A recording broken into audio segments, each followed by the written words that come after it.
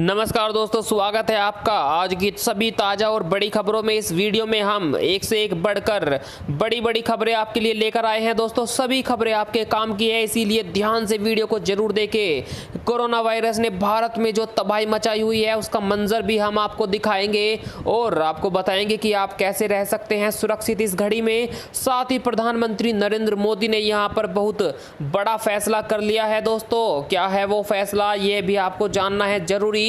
और कुछ नए नियम यहाँ पर आए हैं निकलकर देशवासियों के लिए। इन नियमों का पालन अगर कोई नहीं करेगा तो उसको भारी जुर्माना देना होगा, साथ ही जेल भी काटनी पड़ेगी। इन नियमों को आप भी जरूर जान लें, वरना आपको भी मुसीबत हो सकती है। साथ ही लॉकडाउन को लेकर सरकार का बहुत बड़ा फैसला आ गया है। यहाँ पर खबरें चल रही है कि लॉकडाउन देश में लगने वाला है। लॉकडाउन को लेकर जो भी बड़ी खबर सरकार की तरफ से आई है अभी वह भी हम आपको इस वीडियो में बताएंगे। और साथ ही आपको कोरोना वैक्सीन को लेकर भी बड़ा फैसला सरकार का आया है, वह भी बताएंगे। और सरकार ने यहां पर अलर्ट कर दिया है सभी लोगों को। और भी कई चीजें हैं जो सरकार फ्री में बांट रही है लोगों को कोरोना की इस घड़ी में। कैसे आप भी ले सकते हैं इन फ्री चीजों का लाभ, ये भी इस वीडियो में आपको जानने को मिलेगा। दोस्तों, हमारा आपसे निवेदन है, वीडियो को प्लीज लाइक कर दे, क्योंकि काफी मेहनत से आपके लिए वीडियो बनाते हैं। चैनल को सब्सक्राइब कर ले।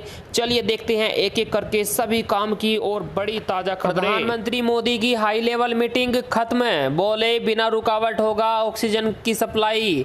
देश में ऑक्सीजन की सप्लाई को लेकर प्रधानमंत्री नरेंद्र मोदी ने हाई लेवल मीटिंग की। उन्होंने अफसरों को निर्देश दिए कि राज्यों को जा रही ऑक्सीजन सप्लाई में किसी तरह की रुकावट नहीं आनी चाहिए। उन्होंने देश की मौजूदा जरूरत को देखते हुए ऑक्सीजन के प्रोडक्शन और सप्लाई को बढ़ाने की तारीखों पर भी बात की। वहीं गृह मंत्रालय ने राज्यों को निर्देश दिए कि ऑक्सीजन सप्लाई वाली गाड़ियों को ना रोका जाए, देश में धड़ाधड़ ऑक्सीजन सप्लाई की जाए, क्योंकि ऑक्सीजन ही लोगों को जिंदा रख रही है ऐसे टाइम में। दोस्तों, भारत पहुंचे 4 और राफेल लड़ाकू विमान, पलक झपकते ही दुश्मन को कर देंगे तबाह। फ्रांस से 4 और राफेल लड़ाकू विमानों की एक खेप भारत पहुंच गई है। 4 लड़ाकू विमानों के भारत पहुंचने के साथ ही भारतीय एयरफोर्स की ताकत बढ़ गई है।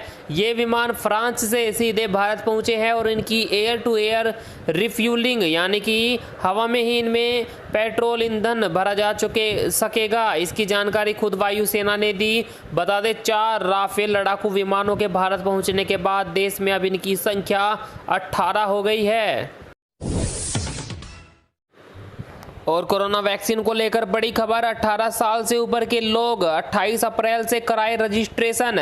जी हां, कोरोना के बढ़ते मामलों के बीच केंद्र सरकार ने 1 मई से 18 साल से अधिक वाले उम्र के लोगों को वैक्सीन लगाने का फैसला कर लिया है। केंद्रीय स्वास्थ्य मंत्री डॉक्टर हर्षवर्धन ने कहा कि 18 साल से अधिक आयु के लोग टीका लगवाने के लिए 28 अप्रैल से कोविन ऐप पर अपना रजिस्ट्रेशन करा सकते हैं। ऐसे वर्ग के लोगों के लिए 1 मई से वैक्सीनेशन शुरू होगा। अभी 45 साल से अधिक उम्र के लोगों को ही वैक्सीन लग रही थी। दोस्तों, वैक्सीन बहुत फायदेमंद है, हम आपको लगातार बता रहे हैं। वैक्सीन अगर लगा लेते हैं तो कम से कम मरने के चांस तो खत्म हो जाते हैं। लोग संक्रमित हो सकते हैं लेकिन मरने के चांस खत्म हो जाते हैं, लोग मरते नहीं हैं अगर वैक्सीन लगवा ले, ऐसा डॉक्टर भी कह रहे हैं। इसीलिए वैक्सीन जरूर लगवाए दोस्तों, वायरस भी कम असर करेगा और मौत से बचा जा सकेगा। 1 मई से 18 साल से उम्र के लोगों को भी वैक्सीन लगाई जाएगी। अरविंद केजरीवाल बोले, कोरोना बहुत बड़ी आपदा, अगर हम बट गए तो नहीं बचेगा भारत। कोरोना महामारी को लेकर दिल्ली के मुख्यमंत्री अरविंद केजरीवाल ने चिंता जताई है। उन्होंने कहा, यह बहुत बड़ी आपदा है, अगर इसमें हम हरियाणा, पंजाब, तमिलनाडु, गुजरात, पश्चिमी बंगाल, मध्य प्रदेश, उत्तर प्रदेश में बट गए तो भारत नहीं बचेगा। इस वक्त हमें एक दूसरे की मदद करनी है। अगर दिल्ली में ज़रूरत से ज़्यादा ऑक्सीजन होगी तो हम दूसरे राज्यों को दे देंगे, और अगर किसी और राज्य में ज़्यादा ऑक्सीजन है तो वो दूसरे राज्यों को दे दे।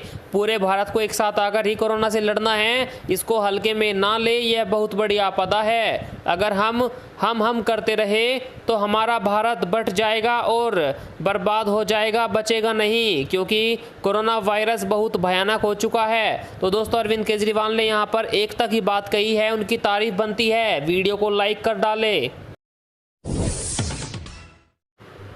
दिग्विजय सिंह बोले, देश को बर्बादी के रास्ते पर लाकर खड़ा कर दिया।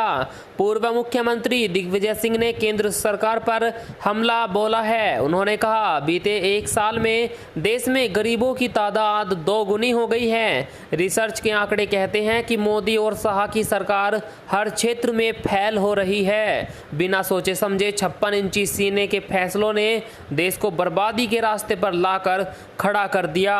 बिना सोचे समझे ये लोग फैसले कर डालते हैं और देशवासियों को भरना पड़ता है। देशवासी पिछले कई सालों से सिर्फ लाइनों में ही लगे हुए हैं, काम धंधा कुछ है नहीं।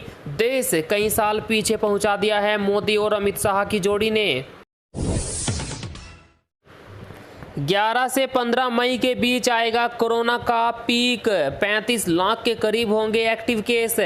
देश में कोरोना की दूसरी लहर पहले से भी ज़्यादा खतरनाक है दोस्तों। संक्रमितों के बढ़ते मामलों को देखते हुए वैज्ञानिकों ने अनुमान लगाया है कि 11 मई से 15 मई के बीच कोरोना टॉप पर पहुंच जाएगा। वैज्ञानिकों ने गणितीय मॉडल के जरिए कोरोना संक्रमण के बढ़ते केस पर जो अध्ययन किया है उसके मुताबिक 15 मई के आसपास महामारी के एक्टिव केस 33 से 35 लाख के करीब होंगे। वैज्ञानिकों ने बताया कि देश में मरीजों की संख्या अभी और भी बढ़ेगी। दोस्तों, अगर इतनी संख्या हो जाती है मरीजों की तो आप समझना इनमें से आधे लोगों को भी अस्पतालों में जगह नहीं मिलेगी और शमशान घाट में भी कहीं जगह नहीं मिलेगी चीता जलाने के लिए और दफनाने के लिए। इतना बुरा हाल हो सकता है आने वाले 11 से 15 मई के बीच। हम आपको यही कहते हैं, मास्क लगाए, घर से बाहर ना निकले, दूरी बनाकर रखें। आप सुरक्षित रहेंगे तो सब सुरक्षित रहेंगे।